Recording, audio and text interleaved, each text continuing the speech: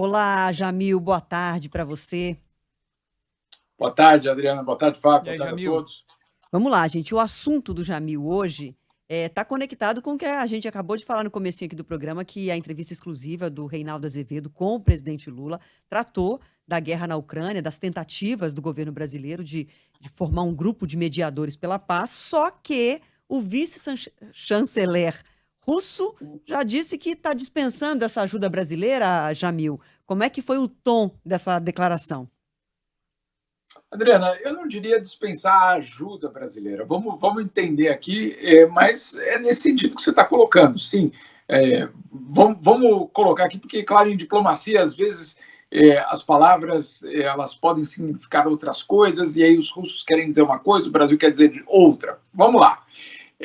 Desde o começo, a gente tem escutado que o presidente Lula quer criar esse grupo de países que poderiam ser facilitadores de algum tipo de solução. Muito bem. Ouvimos isso lá nos Estados Unidos, ouvimos isso nas várias intervenções do presidente com outros chefes de Estado. Muito bem. Eu perguntei hoje, numa coletiva de imprensa aqui em Genebra, para o vice-chanceler russo, só para vocês terem uma ideia, ele é o principal negociador das questões, por exemplo, de armas nucleares da Rússia. Tá? Então não é, Adriana, não é o sub do sub do sub. Não, ele é o cara que basicamente lida com armas nucleares de uma das superpotências mundiais. Então você pode imaginar que ele sim tem muito conhecimento e sim tem muito poder negociador. Eu perguntei para ele duas coisas. Primeiro, o que ele achou do voto brasileiro na Assembleia Geral na semana passada, quando o Brasil votou ao lado dos Estados Unidos e Europa, e não com os outros BRICS, e não com os outros emergentes. E ele deixou muito claro que lamentava a posição brasileira e que ele achava que se o Brasil entendesse exatamente da situação e da situação prévia ao conflito, o Brasil teria pelo menos optado pela abstenção. Então, deixou muito claro que a Rússia não gostou nada desse voto brasileiro, para começar essa história. E depois eu perguntei para ele, e a ideia de uma mediação?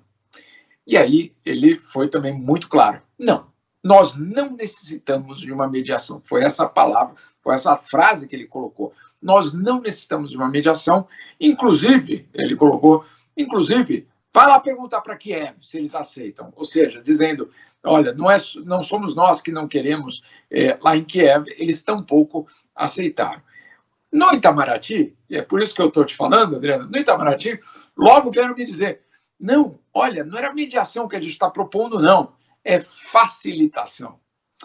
Então, aí você me pergunta, mas calma aí, qual é a diferença de mediação e de facilitação? Verdade, no direito internacional tem todo um outro contexto. Mediação é aquela história que você chega lá e você ouve um lado, ouve outro e traz uma proposta aqui conjunta para ver se a gente atende todos os lados. O que o Brasil está vendo é que não tem espaço, de fato, para essa mediação.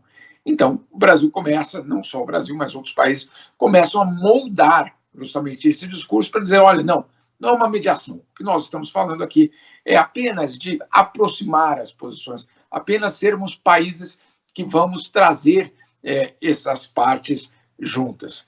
Mas vamos lá, vamos ser claros aqui.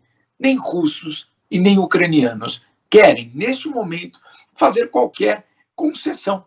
Né? Então, que tipo de mediação vai acontecer, ou que tipo de facilitação pode acontecer, quando nem um lado e nem o outro querem fazer qualquer tipo de concessão? E pior, a gente já falou isso aqui há alguns dias, os dois acham que ainda podem ganhar a guerra no campo militar. Então fica muito difícil, e hoje o russo deixou muito claro que, pelo menos por enquanto, mediação, olha, não é para agora.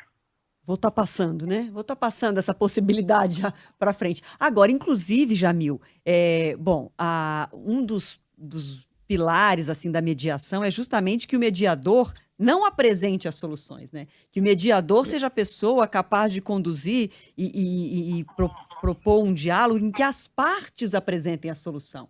E a verdadeira mediação é essa, é fazer com que os adversários, e eu não estou falando só numa guerra, estou dizendo, inclusive, no direito, em diversas causas, você tenta, quando você busca mediação, não é um ser acima do bem e do mal que diz, olha, a melhor solução é essa. O mediador escuta um lado, escuta o outro e tenta conduzir o processo para que as partes cheguem há uma solução. E a gente está muito longe disso, né? Então, estamos muito longe disso. E, de fato, essa escuta é o que o Brasil está fazendo agora.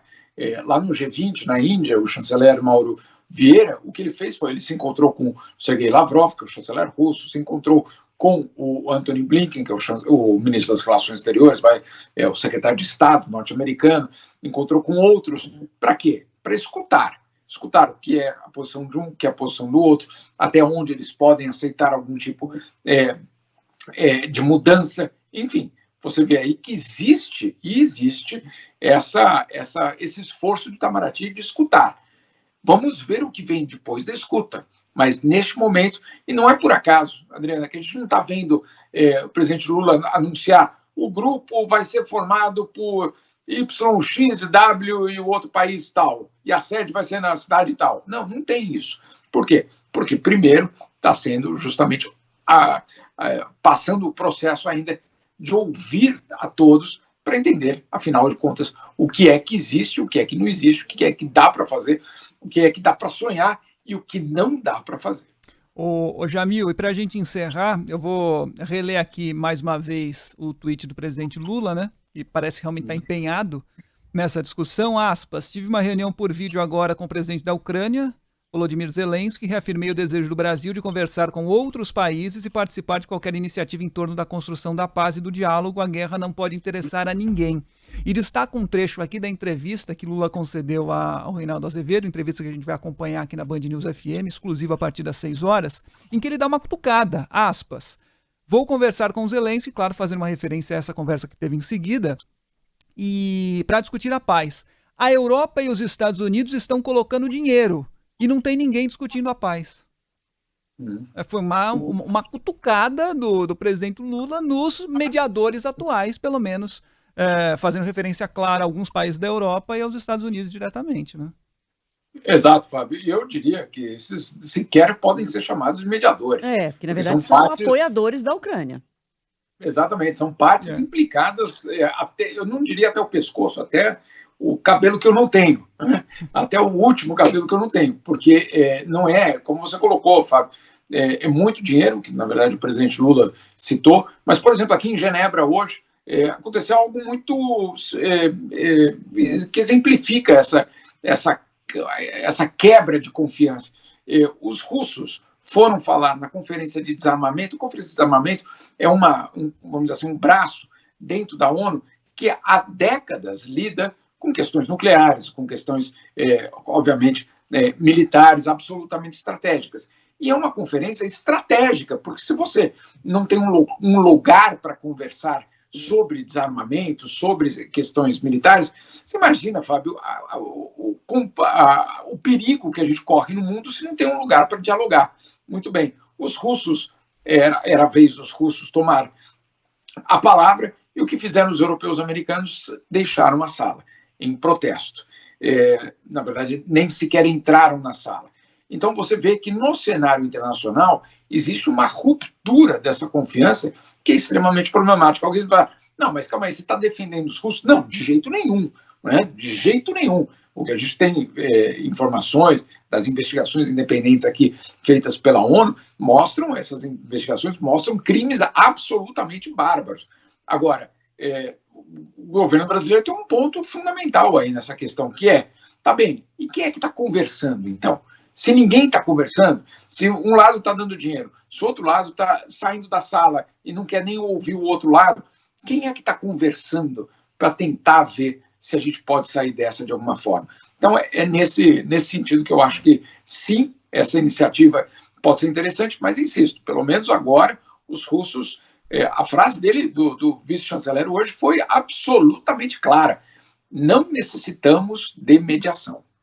É isso, Jamil. E diálogo é via de mão dupla, né? Significa falar e também ouvir. Obrigada demais, viu, Jamil? Até amanhã. Essa parte de ouvir, viu, está em falta na diplomacia mundial. Muitos momentos, exatamente. Mas aqui a gente está sempre pronto para te ouvir, viu, Jamil? Valeu, Jamil. E eu a vocês. Um beijo, querido. Até amanhã. 4h42.